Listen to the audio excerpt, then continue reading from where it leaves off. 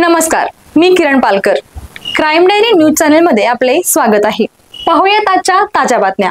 इचलकरंजी शहरालगत असणाऱ्या शहापूर येथील तलाठी गणेश विष्णुपंत सोनवणे वय 32 आणि कोतवाल नेताजी केशव पाटील वय 45 यांना 10,000ची लाच घेताना लाचलुचपत प्रतिबंधक विभागाने आज रंगेहात पकडले.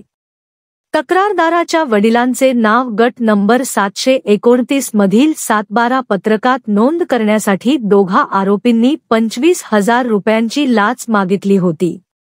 दरम्यान तक्रारदाराने या संदर्भात लाचलुचपत प्रतिबंधक विभागाकडे लेखी तक्रार दाखल केली होती. त्यानुसार पडताळणी करण्यात आली असता तलाठी सोनवणे व कोतवाल पाटील यांनी तक्रारदाराकडून मागितलेल्या रकमेतून 10,000 रुपये घेण्याचे ठरवले. त्यानुसार आज सापळा रचण्यात आला. तक्रारदाराकडून 10,000 रुपये कोतवाल नेताजी पाटील यांनी स्वीकारले असता दोघांना पथकाने रंगेहात पकडले.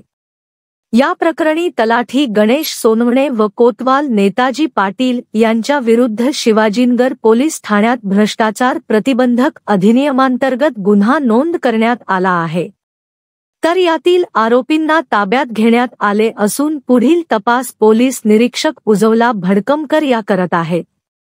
या कारवाईत पोलीस उपधीक्षक वैष्णवी पाटील यांच्या मार्गदर्शनाखाली व पोलीस निरीक्षक राजेंद्र सानप यांच्या नेतृत्वाखालील पोलीस हवालदार सुधीर पाटील, पोलीस कॉन्स्टेबल कृष्णा पाटील, प्रकाश चौगुले व चालक गजानन कुराडे यांनी सहभाग घेतला असून आरोपींचे मोबाईल फोन तपासासाठी जप्त करण्यात आले असून त्यांच्या घरांची झडती घेण्यासाठी स्वतंत्र पथके रवाना करण्यात आली आहेत.